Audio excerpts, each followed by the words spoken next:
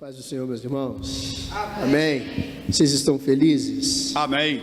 Glória a Deus. Você que trouxe sua Bíblia, livro do Êxodo,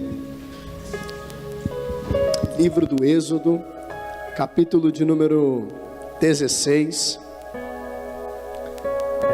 Êxodo 16.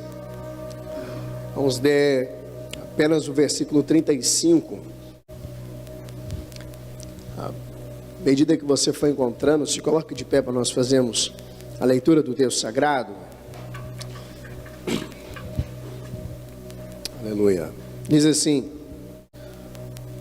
os filhos de Israel comeram maná durante 40 anos, até que chegaram em uma terra habitável. Comeram maná até chegarem às fronteiras de Canaã. Amém? Pode tomar seu assento. O capítulo 16 do livro do Êxodo, ele além de revelar uma provisão de Deus, ele vai revelar um tipo de comportamento que o povo de Deus estava tendo com relação à sua saída, depois de séculos no Egito, caminhando rumo à terra que o Senhor havia prometido para eles. Quando nós chegamos no capítulo de número 16, eles estão, alguns dizem que talvez em meados do segundo mês de peregrinação. Nesse período, os seus provimentos haviam acabado. E quando chegam no capítulo 16, o povo começa a ter uma crise, porque o alimento estava escasso, o alimento estava acabando, e o lugar em que eles estavam era um lugar atípico. Eles estavam no deserto. Isso aqui é muito esclarecedor para nós com relação a algumas coisas das nossas vidas. É que embora eles estivessem sem suas provisões, sem comida, ou com quase sem comida, talvez no final, eles se esqueceram que por mais que eles estivessem no deserto, Deus estava com eles. Embora suas provisões estavam acabando, o Deus da provisão estava com eles. E eles estão murmurando, dizendo: olha, no Egito nós não tínhamos esse tipo de problema. No Egito, poderíamos estar sentados próximos às panelas, comendo carne, e podíamos comer pão com fartura, como eles disseram no versículo de número 3. Bem verdade que o deserto é um lugar infrutífero. O deserto é uma terra hostil. O deserto é um lugar, como que eu posso dizer, inóspito, porque nada nasce no deserto. Se você resolver plantar, se você resolver cultivar no deserto, não vai prosperar a sua colheita. A fauna e a flora também não progridem, porque o deserto é um lugar hostil. O deserto que eles estavam é um lugar muito quente. Só que esse texto vai revelar para nós, além da provisão física de Deus para aquele povo, além da provisão física de Deus para aquele povo, ele vai revelar um segundo tipo de deserto, um deserto espiritual, que todos nós enfrentamos em alguns momentos das nossas vidas. Aquele povo estava em uma fase de sua vida em que eles não estavam perdidos. O Senhor estava guiando o seu povo. Eles não estavam desamparados, porque o Senhor estava com ele. Porém, eles precisavam crer completamente na provisão de Deus naquele lugar.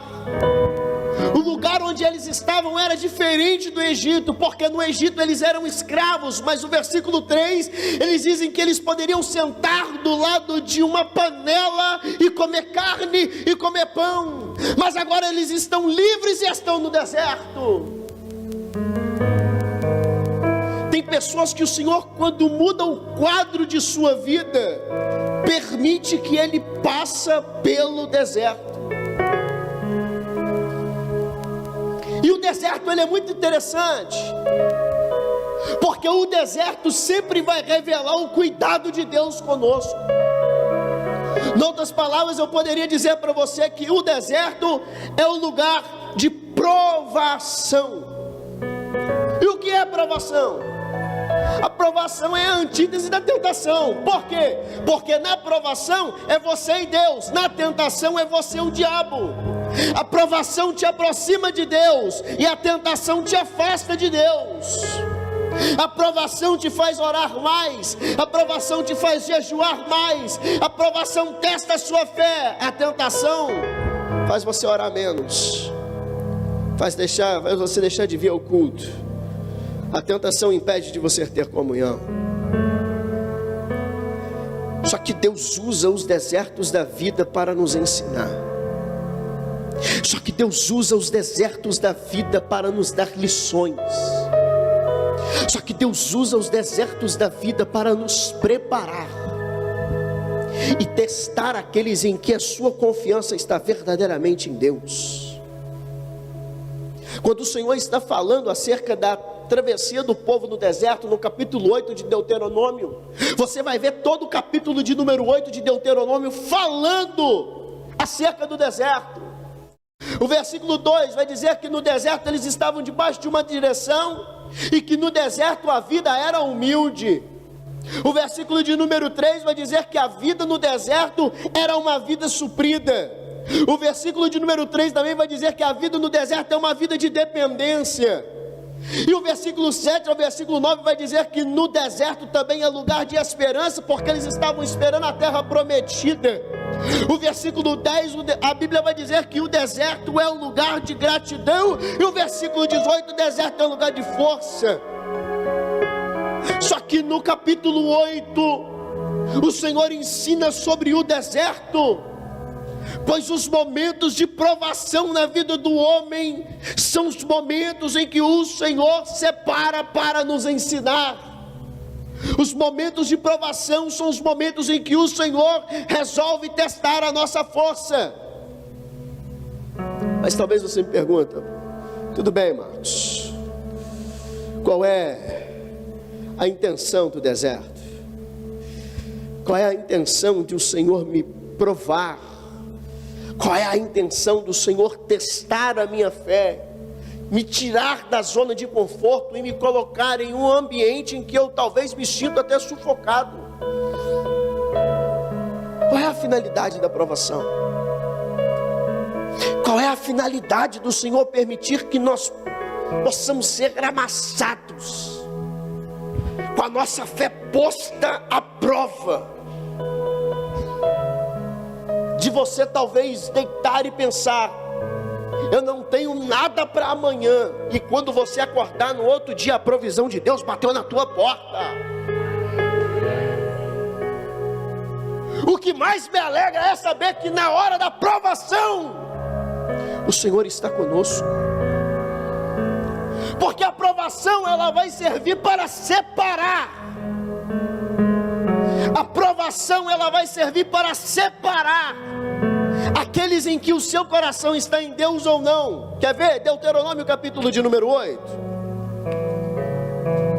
Deuteronômio capítulo de número 8, versículo 2 versículo 2 diz assim: traze sempre viva em tua memória a maneira em como o Senhor teu Deus conduziu por todo o caminho no deserto durante esses 40 anos, para te fazer tornar humilde e provar-te a fim de exteriorizar-se todas as intenções do teu coração. É no deserto que as intenções do seu coração elas são exteriores, elas são postas para fora. Quer conhecer um amigo? Teste-o em um momento de aflição da sua vida. Em um momento em que você está passando por luta, quando parece que o céu está fechado para você, quando você não tem dinheiro, desempregado, quebrado, amassado, aí você vai reconhecer quem são os seus amigos que estão com você. Veja, para te tornar humilde e para te provar, a fim de exteriorizasses todas as intenções do teu coração, se estava decidido a obedecer os mandamentos ou não. Então o deserto era para pôr à prova o coração de muitas pessoas que estavam ali. E os que murmuraram não entraram na terra. Aquela geração pereceu no deserto. Só que isso aqui é muito rico, porque a finalidade da provação, ela vai além de separar aquele em que o seu coração está em Deus ou não. E é nesses momentos em que o nosso coração precisa estar posto, a nossa confiança precisa estar posta em Deus, porque as pessoas estavam murmurando. Eu costumo dizer que a murmuração é a antítese da fé, porque a fé te faz olhar para frente, a fé te faz acreditar em um futuro que o Senhor está preparando. A murmuração te leva ao passado. Eles estavam murmurando, e o que é que eles se lembraram? Nós podíamos estar sentados agora no Egito, sentado do lado de uma panela, comendo carne e comendo pão. Mas eles tinham promessas para herdar uma terra que o Senhor havia preparado para eles. Mas a fé esmoreceu e a murmuração nasce no seu coração, e agora eles estão lembrando o passado. Só que o que mais me alegra em saber é que todas as vezes que nós somos provados, o Senhor está nos preparando para algo maior. Todas as vezes que nós somos testados, todas as vezes que nós somos deixados no deserto, o Senhor está nos preparando. Não sou eu que digo, Romanos capítulo 5, versículo de número 3. Veja o que diz a Bíblia, Romanos capítulo de número 5, versículo de número 3. Mas não somente isso, como também nós gloriamos nas tribulações, porque aprendemos que a tribulação produz perseverança.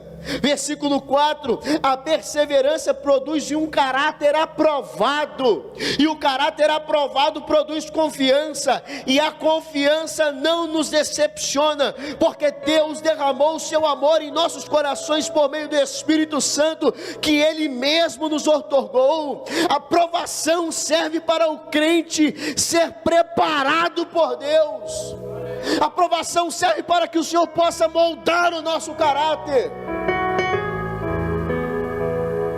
Nós precisamos aprender com o momento difícil, nós precisamos aprender com o dia mau, nós precisamos aprender com os desertos da vida.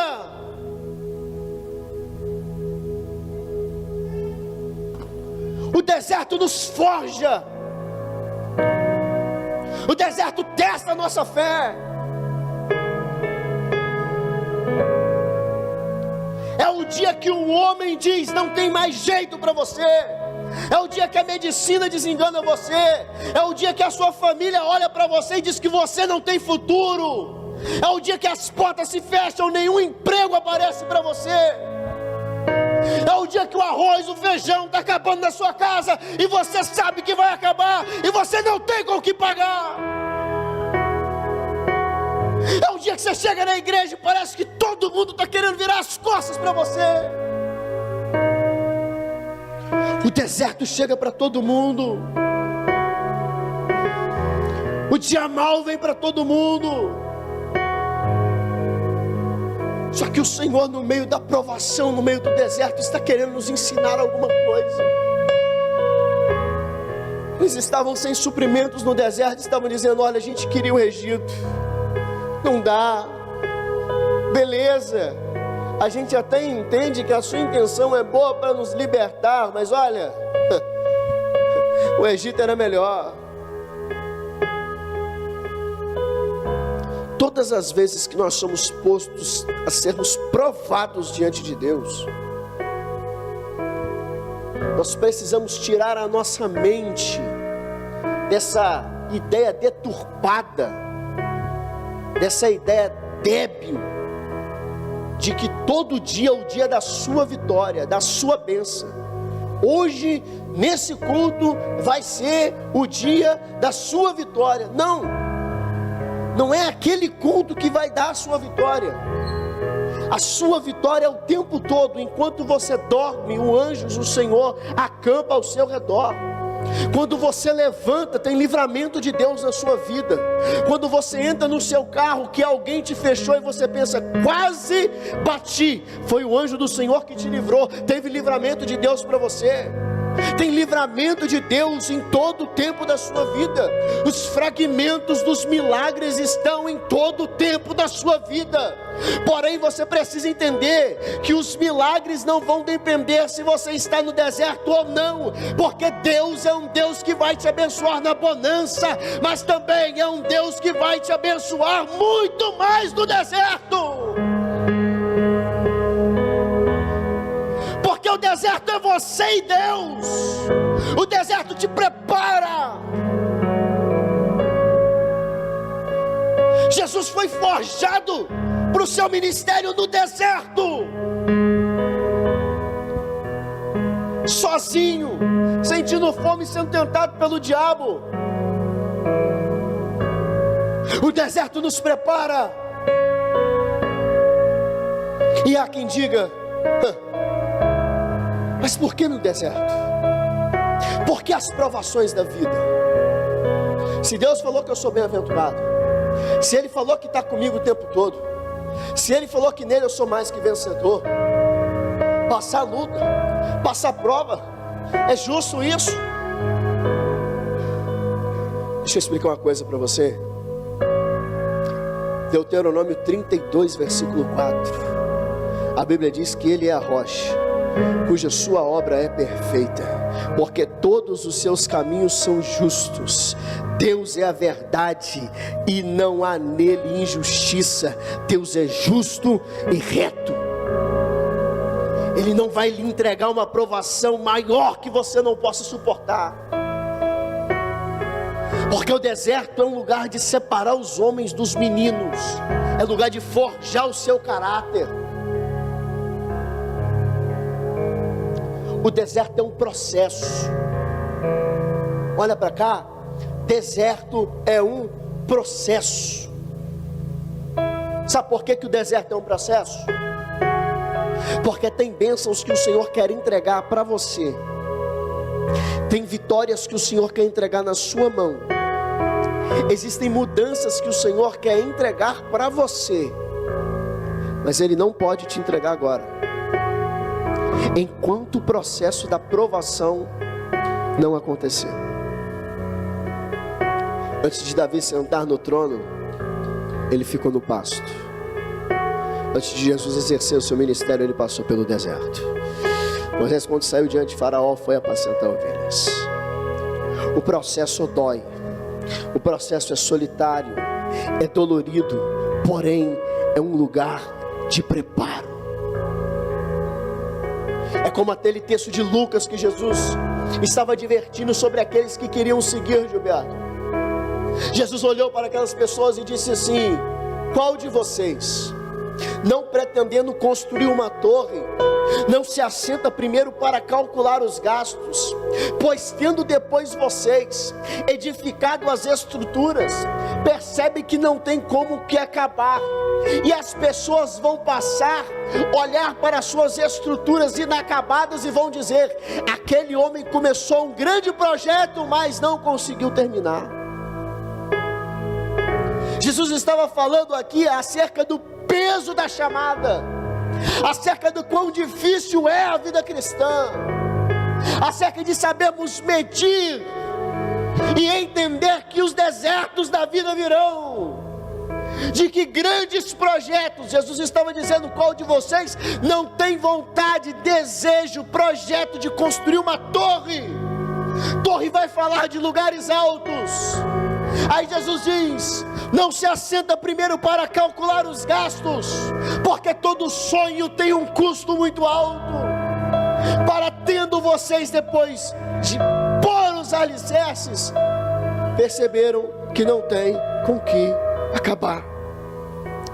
E uma das piores fases da obra, a da estrutura, é a fase de maior ansiedade para mim, porque você não está vendo o negócio subir, você não está vendo as paredes levantando, você chega, está só o pedreiro, o servente cavando buraco para baixo. Você quer a sua casa bonita, 2 andares, chega lá o pedreiro está indo para baixo. E tem hora que você passa na frente da construção, você nem vê o servente, você só vê a terra voando, e ele está lá embaixo. Não é assim? Você fica doido para querer ver sua casa tomando forma, sua obra tomando forma. São os momentos difíceis. Jesus advertiu as pessoas que estavam com ele: olha, é caro, é dolorido, mas vale a pena, porque nós cremos que mesmo em meio ao deserto, o Senhor não desampara os teus filhos. O povo estava murmurando: nós vamos morrer de fome, nós vamos perecer. E agora? O que é que vai acontecer conosco? Nossos suprimentos acabaram. Será que nós vamos morrer aqui no deserto? E o Senhor resolve entregar para eles o maná. Eu queria falar um pouco sobre o maná com vocês. O maná é interessante porque, se você me perguntar: Marcos, o que é o maná? Maná, quando eles receberam, não sabiam o que eram, e perguntaram: o que é isso? Mas é interessante que Salmo 78, versículo 18, não sei se você está com sua Bíblia aberta, se você quiser acompanhar. Salmo 78, versículo 18. Vamos aprender o que é o maná. A Bíblia diz que o maná era a comida dos anjos. Salmo 78, versículo 18 diz assim: em seu coração tentaram a Deus, exigindo o alimento mais apetitoso ao seu paladar. Exclamaram contra o Senhor, questionando: será Deus capaz de nos servirmos uma mesa no deserto? É verdade. Ele bateu na rocha, e eis que brotou água, e jorraram torrentes. Mas poderá também fornecer pão e prover carne ao seu povo? Versículo de número 21. Portanto, ao ouvir tais queixas do povo, enfureceu-se com fogo, atacou a Jacó, e sua ira levantou contra Israel, pois eles não creram em Deus, nem confiaram no seu poder. Deus ordenou as nuvens do alto e abriu as comportas do céu, e fez chover maná sobre o seu povo, para que se alimentassem. Deu-lhes trigo do céu. Versículo 25. Cada pessoa se alimentou do pão dos anjos, e enviou-lhes comida à vontade. O maná era um alimento que as pessoas não conheciam, porque esse salmo, ele diz claramente que era uma comida do céu. Pastor Vandercy, eu creio nisso, eu creio na palavra. O Senhor enviou uma comida para eles do céu, só que tinha regras para comer do maná. O maná não dava o tempo todo. O maná dava ao amanhecer. E quando amanhecia, que o orvalho cessava, Deus enviava o maná. E você levantava pela manhã na sua tenda, olhava pelo lado de fora, lá estava o maná. Pegava o maná e levava para casa. Quando você levava o maná para dentro da sua tenda, você ia trabalhar o maná, você ia movimentar, você ia socar, você ia moer, você ia fazer diversos pratos. A Bíblia vai falar se não me fala a memória, em Números, acerca dos pratos que faziam acerca do maná, a partir do maná, como obra-prima do maná. O Salmo 78 diz que o maná era o trigo do céu, a comida dos anjos, o pão dos anjos. Saíam pela manhã, pegavam sua porção do maná e levavam para dentro da tenda. E o Senhor disse: olha, peguem do maná, mas peguem a porção do dia, não guardem o maná para o outro dia. Vocês só podem pegar a quantia do dia.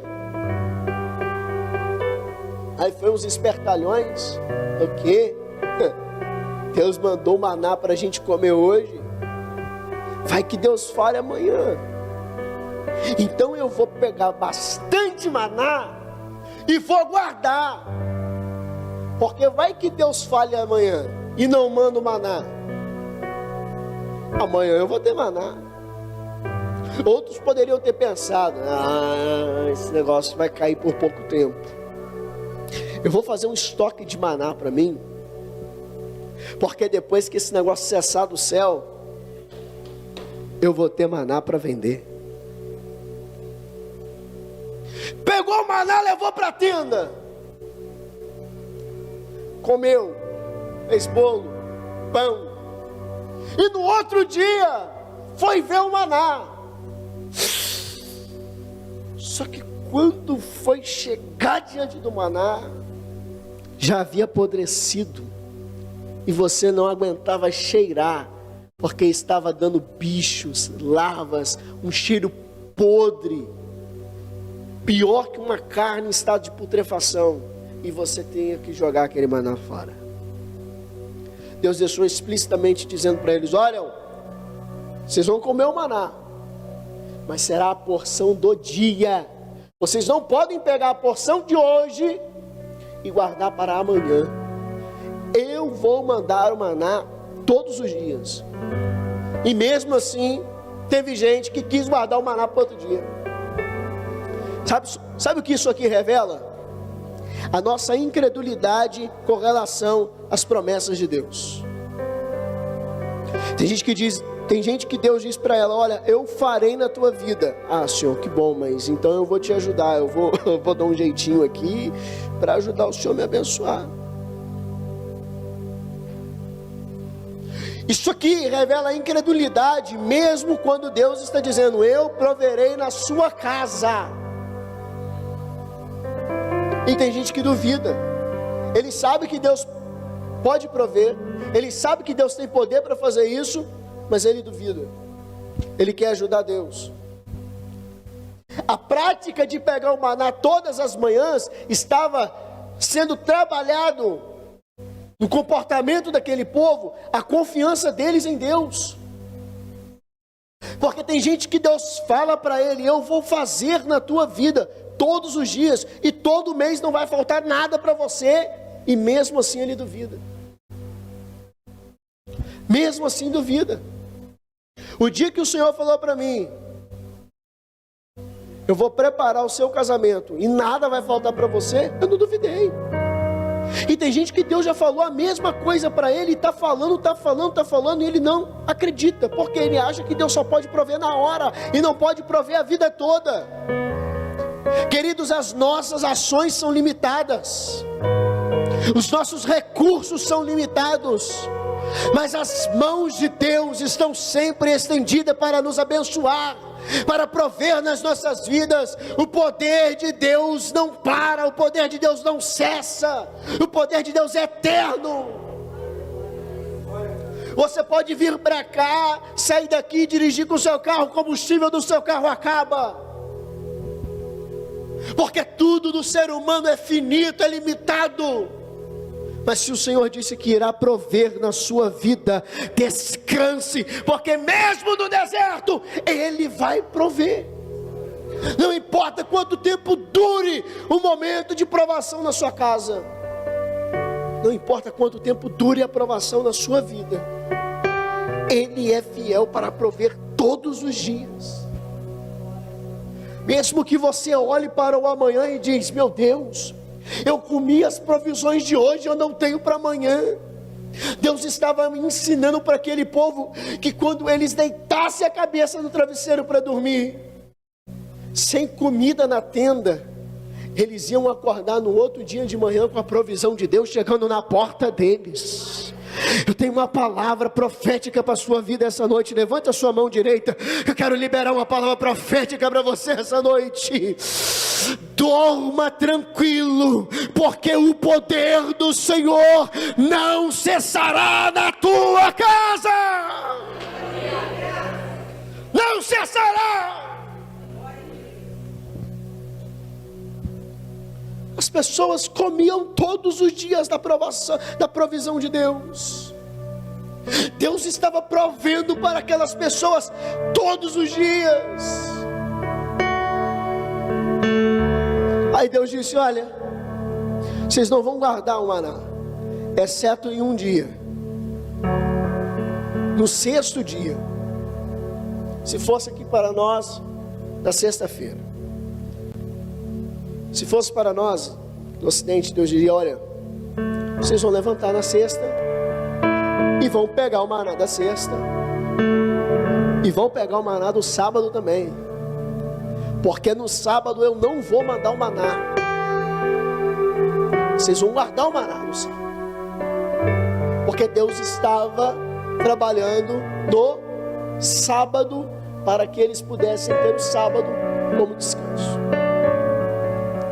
Era o único dia que o maná não embolorava, que o maná não apodrecia. Era de sexta para sábado, e você podia comer o maná. E as lições do maná, aqui no capítulo 16 que nós lemos, ela é muito didática para nós, porque o maná vai nos ensinar acerca do poder de Deus nos momentos de dificuldade das nossas vidas. O maná vai revelar para nós que o Senhor não deixa os teus filhos desamparados. Não deixe. A sua família pode te desamparar, os seus amigos podem te deixar, mas o Senhor não te deixa. O Senhor não desampara a tua casa, o Senhor não desampara a tua família, o Senhor não desampara os teus sonhos. Por mais que o ambiente seja hostil, Ele está com você. O ambiente é infrutífero, Ele manda a provisão. Senhor, o ambiente é de morte, mas o Deus da vida está com você. Senhor, mas esse lugar aqui é de tristeza, mas o Senhor da alegria está contigo.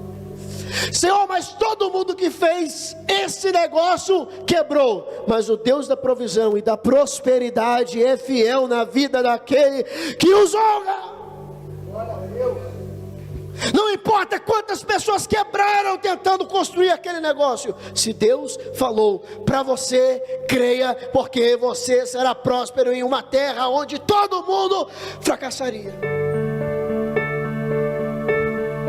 Porque a provisão de Deus, ela independe das estatísticas humanas. A provisão de Deus independe do raciocínio humano.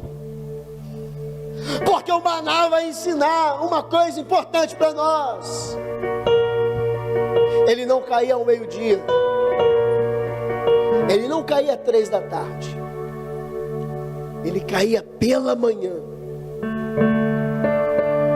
quando o orvalho cessava. Sabe o que é isso? Tempo certo. Você tem um tempo na sua vida,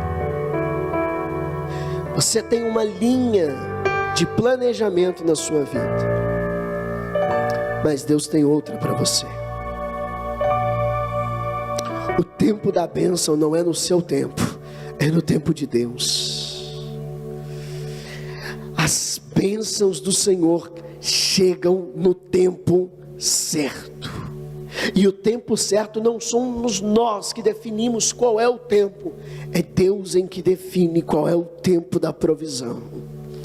Todos os dias eles tinham o maná, pela manhã era certo, o maná estava ali.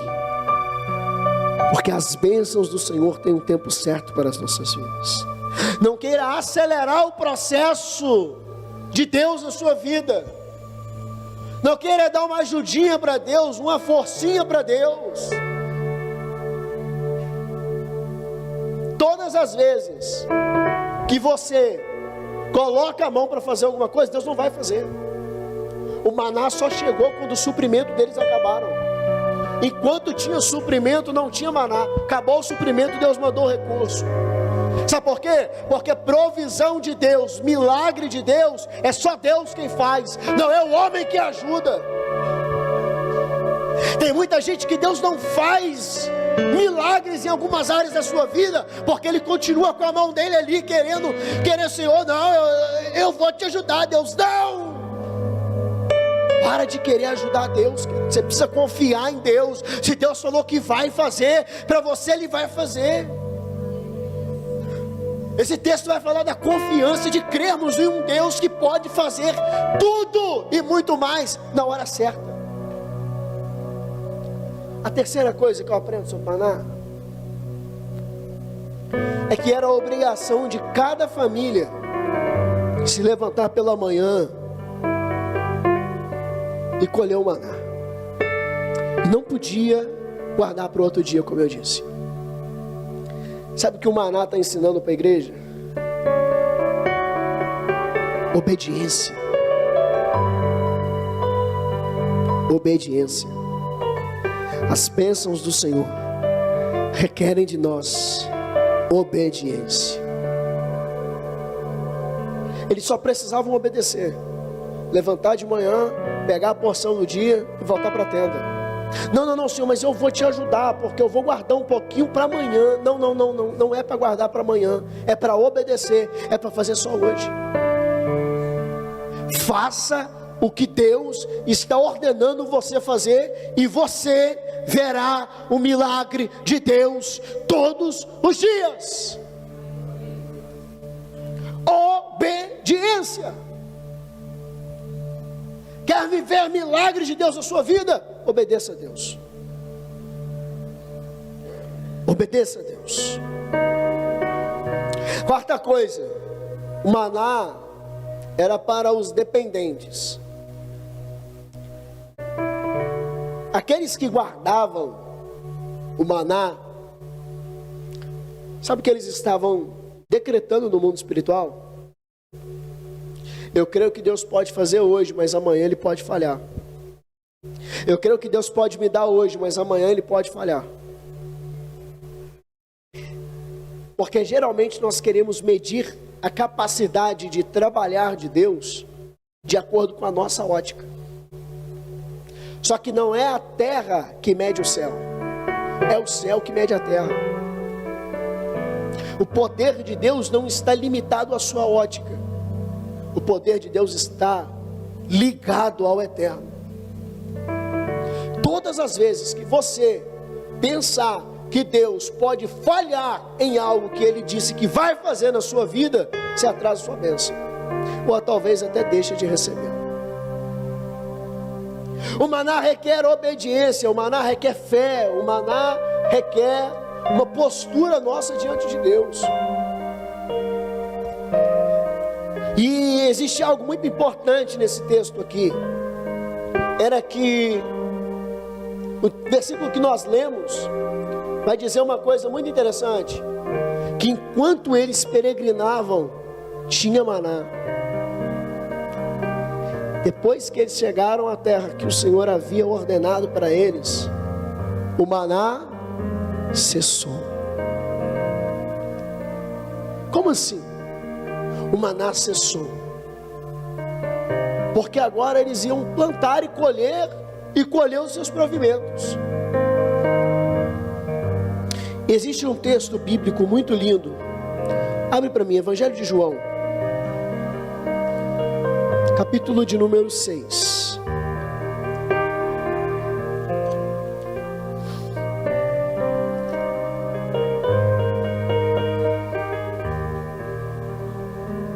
Evangelho de João, capítulo 6.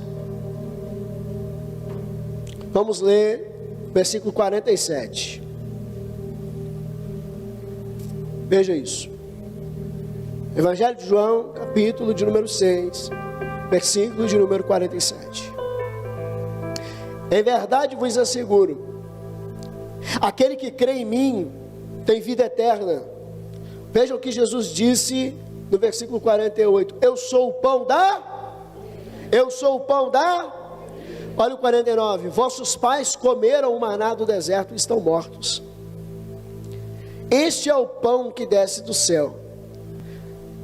Ou ele diz, eu sou o pão que desceu do céu, para que todo que dele comer não morra. Veja o versículo 51. Eu sou o pão vivo que desceu do céu. Se alguém comer deste pão, viverá eternamente. E o pão que deverei dar pela vida do mundo é minha carne. Olha aqui para mim. Fechei minha Bíblia.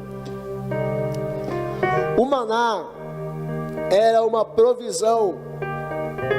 O maná era uma provisão temporária, mas era uma provisão fiel e era uma provisão necessária que eles precisavam para sobreviver ali.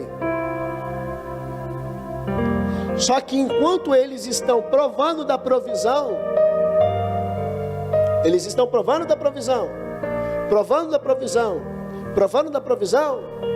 o fato deles provarem da provisão não os trazia nenhum outro benefício além da provisão. O maná cessou, aquela geração morreu,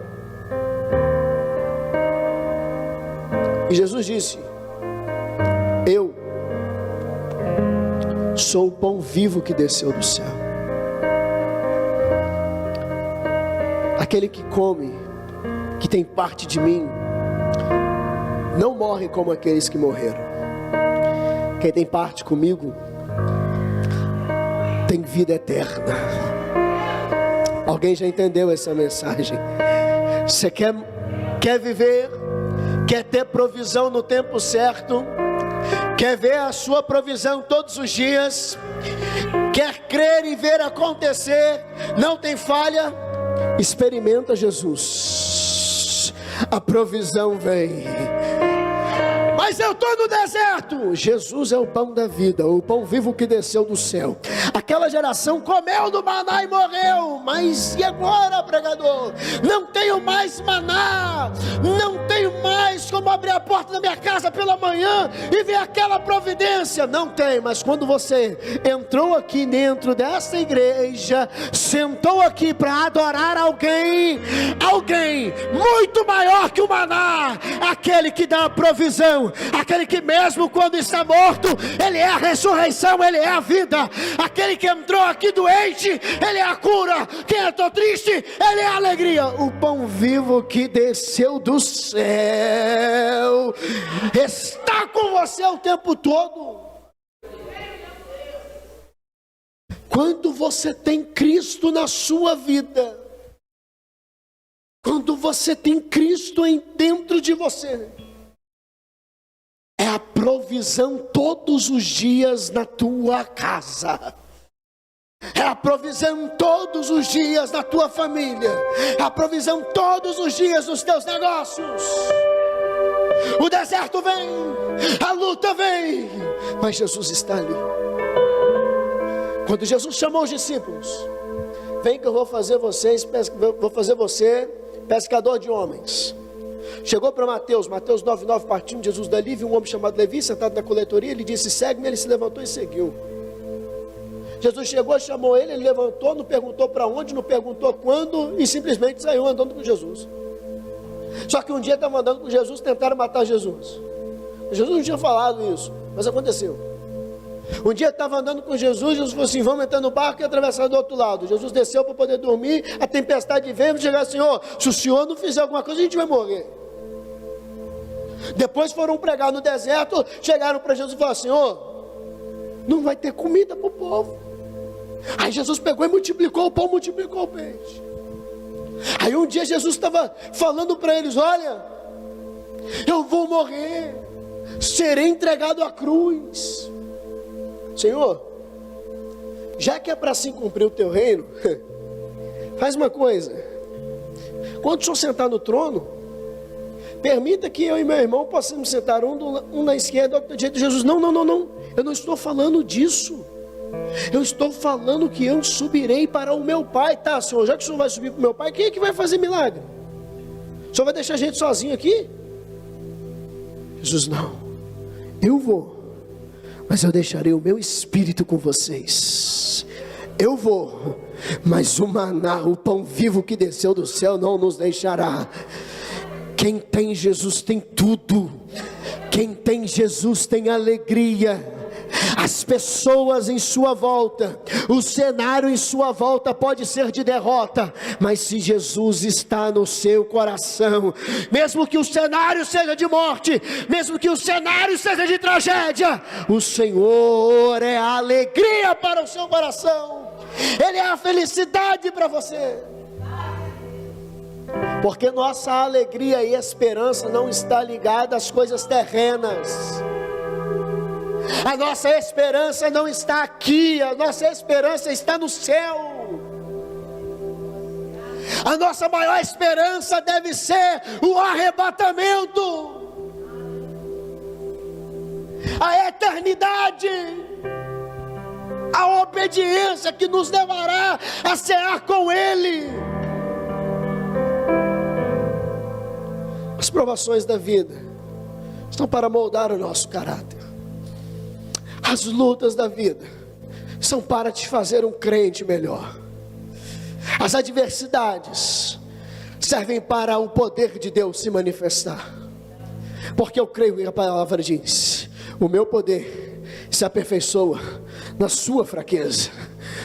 E quando você está fraco, o teu Deus é forte. Quando você está desanimado, o teu Deus te coloca para cima. Por isso, saia daqui crendo essa noite. Não importa o deserto que você está, a providência do céu chegará. Você crê nessa palavra? Você crê que independente da luta que você está passando essa noite, o Senhor não desampara você? Independente da doença que você tem, Ele é a cura para você o tempo todo.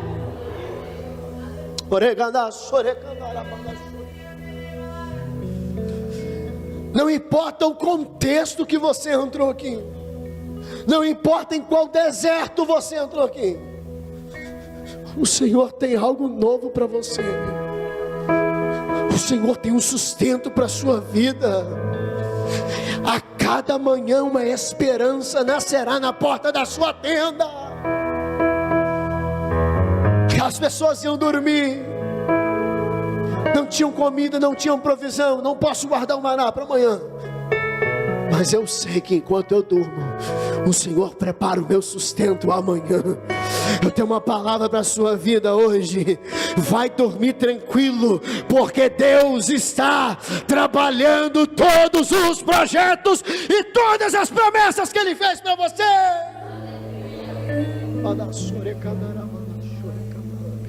Vamos ficar de pé nessa noite. Vamos orar a Deus.